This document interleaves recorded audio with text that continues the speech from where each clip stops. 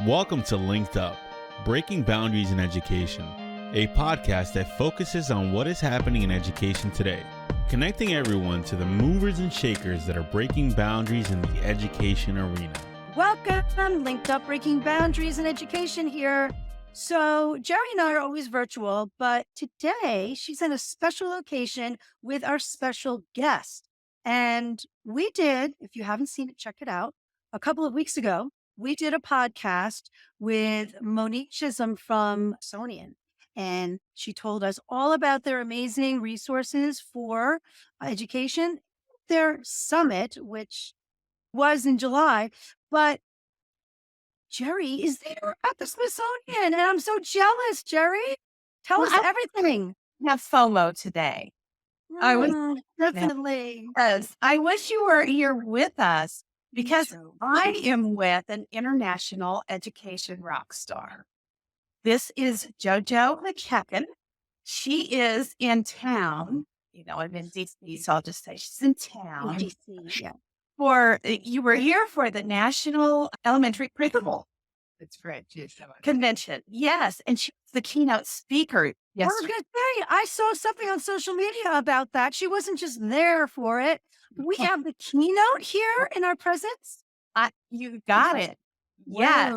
And I think we'll just start out. She has so much to tell us. So let's just start out by having her tell us a little bit of her background, and then we'll go into what we're doing yesterday, and then we'll talk business. How's that? It sounds great. But I just wanted to introduce myself in my native language, which is Māori. So I'm from New Zealand, Aotearoa, New Zealand, which is a little tiny country right at the south. When people say they're from the south, I'm here in America. I think, actually, no, you're not from the south. I'm really from the south. Yeah. We're from really down south. And that perspective. It's all about perspective. So I'm from a small little country, but I have spent a lot of time living in the United States, and most of the time has been Seattle. I married a lovely American man, and he imported me here. With her today. Yeah. He is quite the helper. He has helped us with everything. Oh, I heard someone whispering, and I didn't know what that was. I was looking around behind me. If it was over there, I got it. Quite the family person. I come from a family of 7 children, and 5 of us were teachers, and my father was a principal as well. So I really had no choice but to become a teacher. And I worked for the Ministry of Education in New Zealand and was a senior leader there, and was equivalent to what was a Deputy Secretary for Education in New Zealand. And then after I left there, I came and worked over here in America and started working with Michael Follow and Joanne McEachen, and we started doing new pedagogies for deep learning. I wrote the tools for that project and worked with 10 countries. And now I work with schools all over the world, really, and look at how do we make a difference for every single child, not just some. Every single child. Mm-hmm. Mm-hmm. So, Jamie, you really have FOMO, don't you? I really do. I really do. And where do you actually live in the U.S.? I don't live anywhere in the US yet, but I am coming back because guess what? I have a grandson now. Oh my gosh. Congratulations. Yeah. So that's really exciting for me. So you don't look like a typical granny, but congratulations to you. And did you see him yesterday? I did. Yeah. I saw it. Oh my God. Its photos look good. That's right. That is right. Yeah. Now we've heard your trajectory, which is quite amazing. And we're so lucky to have you here giving your expertise for the assistance globally with education. But what are some other initiatives that you are involved in? I have on the executive of Karanga, which is a group that works out of Austria in Europe. And we work with about 80 countries around the world where we're really looking to encourage all governments around the world to look at how do we make sure that education's outcome is not just academic, that we're really looking forward to making sure that we have the outcome of social and emotional learning is a dual outcome. So we know that academics is not is not the only thing for education. And I know that's a bit of a tough thing to be talking about here in the States at the moment, because I know there's quite a big debate about that. When I talk about both saying it's both there, it's about every child needs to know who they are, how they fit into the world, and how they can contribute back to humanity. So it's not throwing one out And it's not doing one, it's doing both together. So I talk about the importance of contributing. And so therefore we've got countries around the world who are banding together to say, this is the most important thing. Because our world is in trouble in some ways.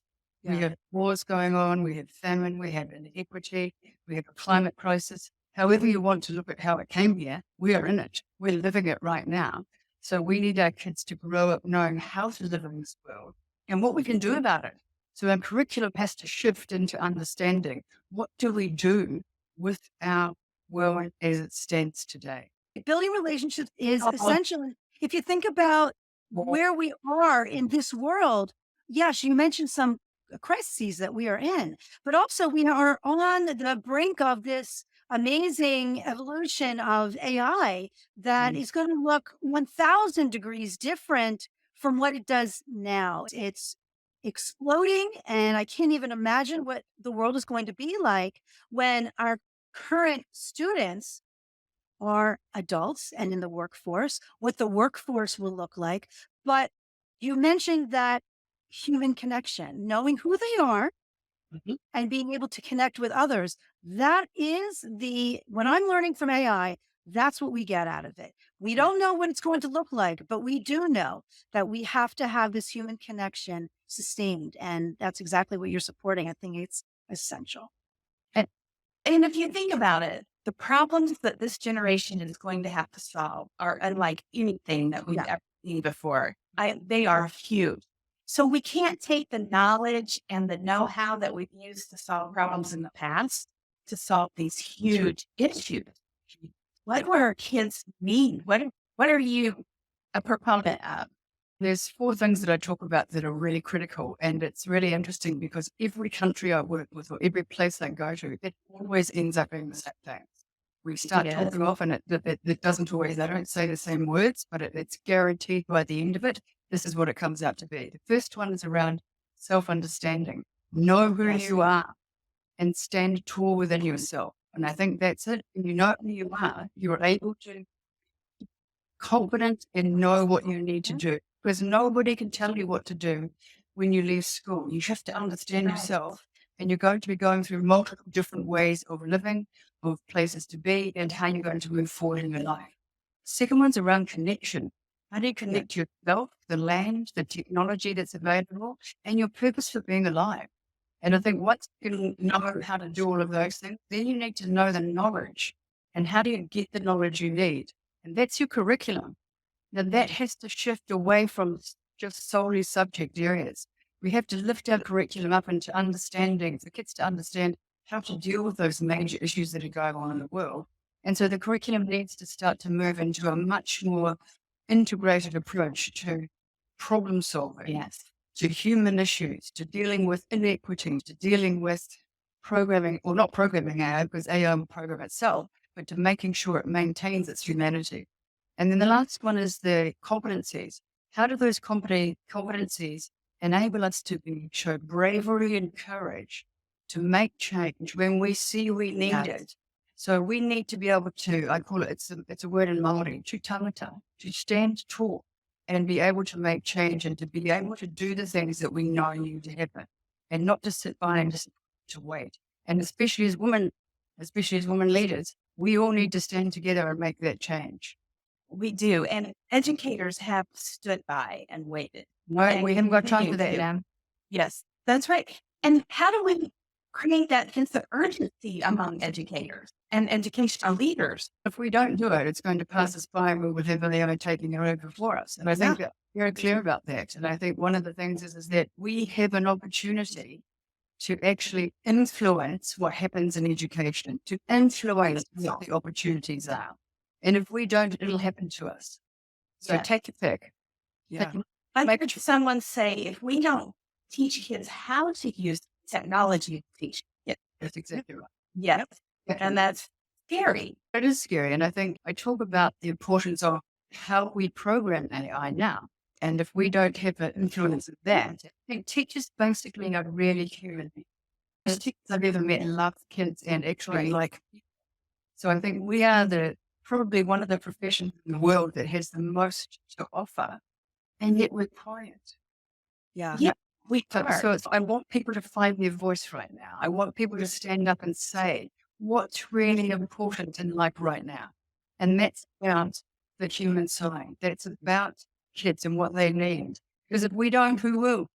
But can we continue on with the same? Let me back up a minute.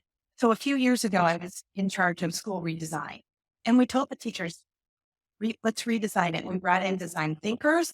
We went through all kinds of activities, and the teachers had a hard time breaking out of the structure, the timing, all of that. Yeah.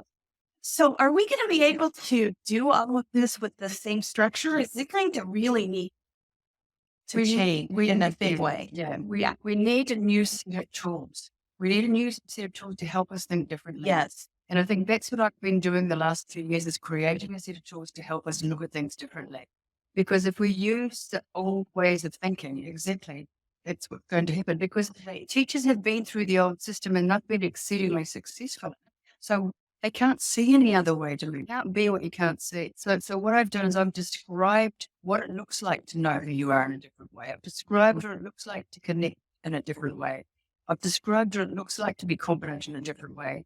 And I've done that for students and learners and teachers, but I've also described that in a system, what it looks like in a system. Oh, I love it's part of an ecosystem. Yes. So Long, part of as a continuum. So I've done it in three sections. One is a system, and in the middle section, a set of tools that help us to think differently about lesson design, assessment, and then what are those outcomes we want to see that look different. And I think we're seeing some really different things starting to happen. And the best example I give, and I gave it in the keynote this week too, was a group of kids in Australia. They saw that their parents were getting overweight. So they decided, and the parents said, well, we haven't got time to exercise. We've got to go on the train every day for an hour each way backwards and forward. That sounds familiar. And so they said, well, let's get some exercise equipment on the train. So what they did was they had to write letters to the council. They had to talk to the train owners. They had to figure out what exercise equipment they could use to train like that, which equipment was stolen. And so they actually ended up doing it. They got the equipment on the train. They got their parents doing the exercise. These kids were 12 years old. Oh my goodness. So you can't tell me kids can't think differently. We give them the tools. And the other thing is we have to equip them with those. I think a lot of the time, as we say, the kids will be able to solve the problems of the world. Yet they can't if we don't help them think about how to do that. So it's out now. We've made the mess. We need to help clean it up by giving them some tools to be able to do that. The way I think is about, let's give them a way of doing it. We might not be able to do it ourselves because I'm getting a bit too old now as an old granny. But I actually want my grandchild and any other grandchildren I might have, and everybody else's as well, that I want them to inherit an earth that they can live in and be proud of. Yes, absolutely. And I think I have a son that's in his late 20s, still trying to find himself. So when you I know, when you say that, that really strikes a note with me. That's so hard. And if we did give kids tools at a younger age, it would be so nice. It breaks my heart. It absolutely breaks my heart because there are so many people I know who say the exact same thing to me. That's right. That their kids leave school and they don't know who they are. That's right. Now, what have they been doing for 12 years, 13 years? And I think that's the point of learning in an education, isn't it? This gets me fired up. That's the thing that makes me so sad because that's what we should be doing. We should be teaching kids and helping them know who they are, how they fit into the world, and how they can contribute their very unique set of skills to humanity, planet, and prosperity. And I think every single one of us is born with a beautiful set of skills. We just have to remember who we are. Yeah. What happens is when we go to school, we're taught to forget who we are. That's right. So let's support that. Let's let our kids remember. Yeah. I have so many questions for you, but I'm going to try to scale it back here. I'm going to ask, first of all, yesterday, what was your message to elementary principals? What is it you wanted them to know? I wanted them to know that to put the children first. And when you put the children first, then the problems of the adults start to disappear. One of the things that I notice is that when I talk to principals and leaders of schools, They often ask me, how do they start to organize themselves and fit themselves around all the programs they've got? They forget that those programs aren't there, that programs aren't what it's about. Yeah. That it's not a puzzle to programs into your system. It's not a puzzle to fit teachers around that. It's actually, if you put the child at the center, you don't often need all of those programs. It's about figure out what does the child need and then do those things. But often people are planning over the summer for kids that they don't even know. True. How do you need, you're going to need that? But you never met the children yet. So why waste your time? So for me, that was the first one. Know your children. Second one is know yourself. Use the same set of tools that I give for the kids to know you are. And don't be anybody else. Because I think we forget who we are as well. Yeah. And then that actually then puts a whole lot of pressure on us to try and pretend we're somebody else and try and be something else. And don't do that. Just don't do that. Stop that right now. And actually be who you are. And then use the sets of tools to really slow down a bit and actually do the right thing. Loving the kids and letting them be who they are and engaging again and making sure that what you're teaching actually is what you're doing. And using both sets of tools for academic and the understanding connection. Those are the sort of keys. That's great. Quite simple, not rocket science, but it's actually about. But yeah, if we want to go deeper and see examples, do you have books where she'll turn to get more information? I've written 5 books. 5? Yeah, I've written 5 books and I'm on to my 6th and 7th at the moment. And what they're about is I talked a lot about assessment as well, about how that's one of the most critical things we need to change.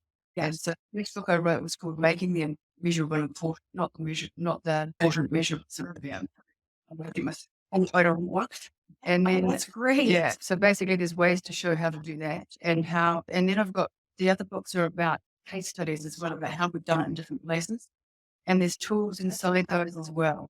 So everything I do is very practical and it's about implementation.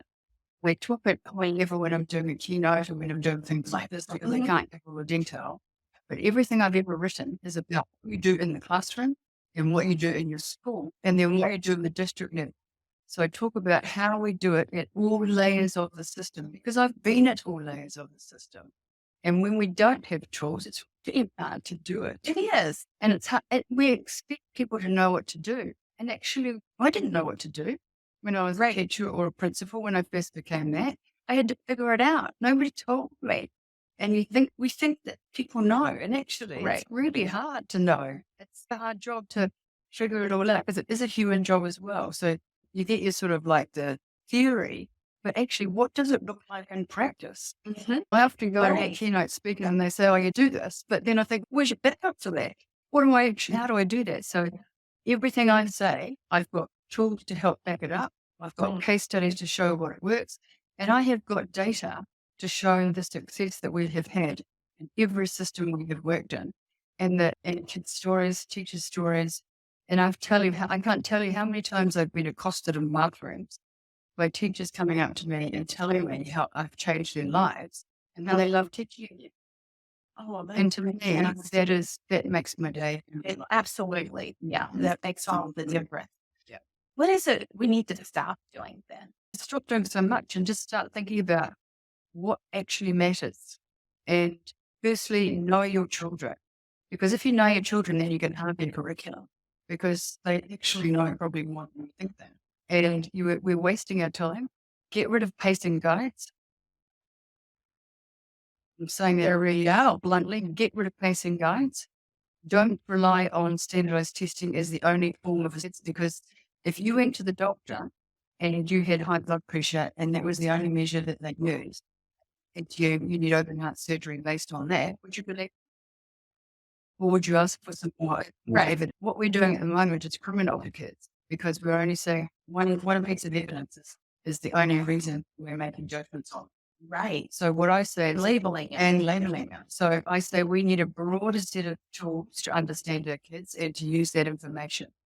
blows my mind when they're being spoken to about pacing guides at the same time as being spoken to about differentiation. I don't understand how it can come out of the same, but it's a struggle. It's a definite struggle. And assessment in general is, because when you were talking earlier, I really was thinking about the fact that when I was teaching in the 90s, we did all of the things you were talking about. They're instructional best practices. We did. Things changed when assessments changed, and everything was driven by those scores.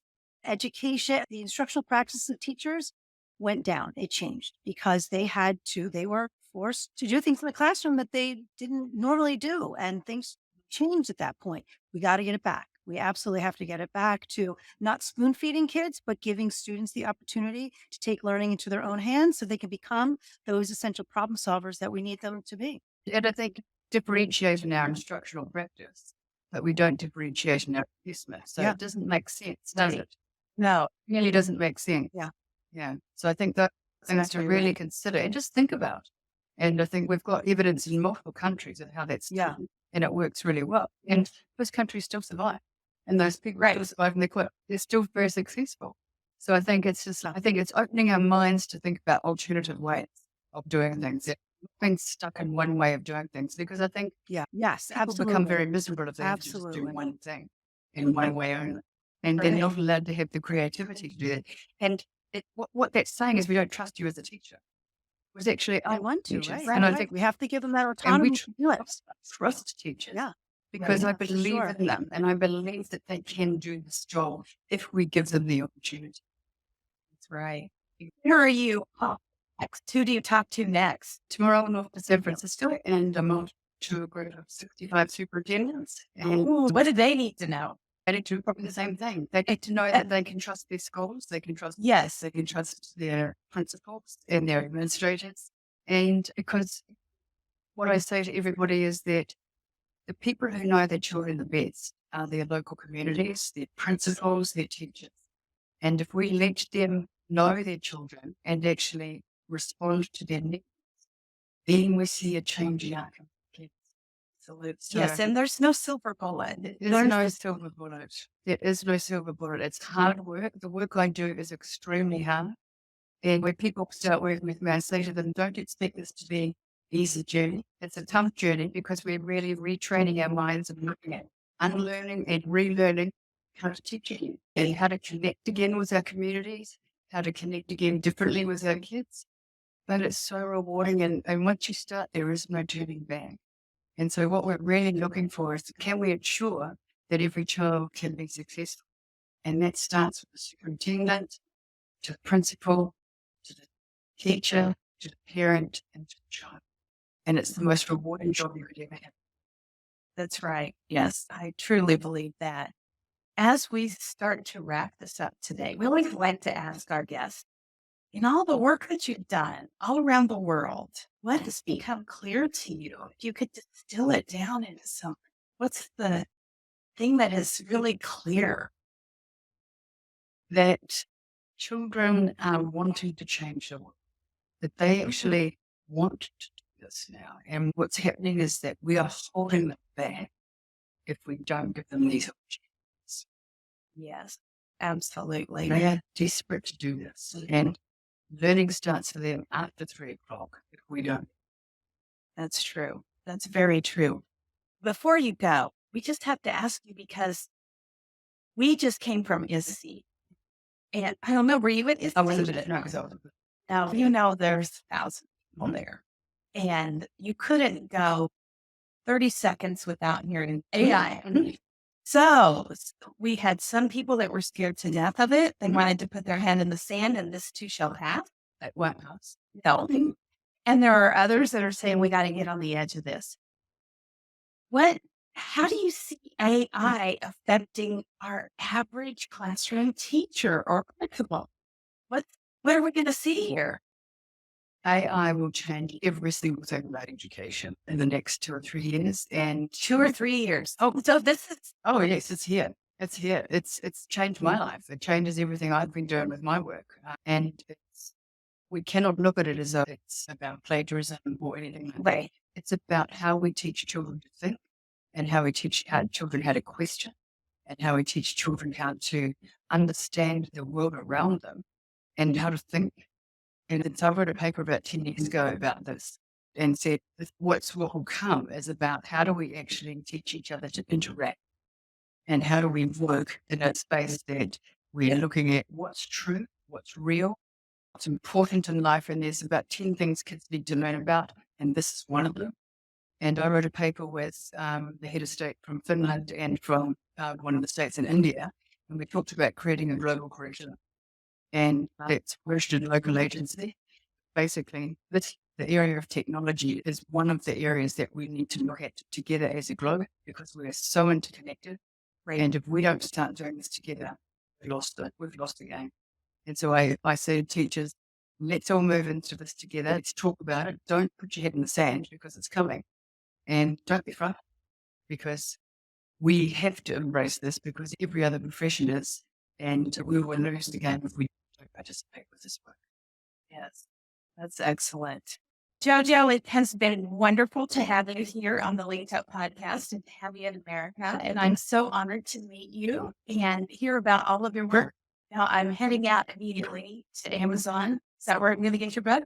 Absolutely. Yes. Which one should I start with? It depends. If you want to go deep, that measuring human return, because that really talks about how do we change, and gives you a whole lot of tools. If you feel like a bit of light reading, I would go for, which one would I go? Detectives, which is a book that you can read in about an hour and a half, and it's a story from a child's perspective. And it's a sort of more of a,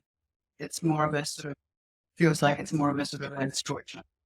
But it gives it's a much lighter, it gives you the way of doing it. So, yeah. You can think about how to do that. I will do. Yes. Thank you so much for finding time to spend with us here.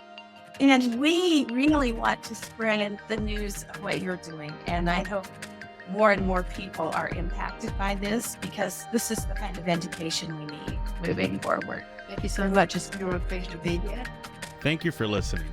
And if you would like to stay linked up, be sure to follow us on Apple and Spotify, and subscribe to us on YouTube.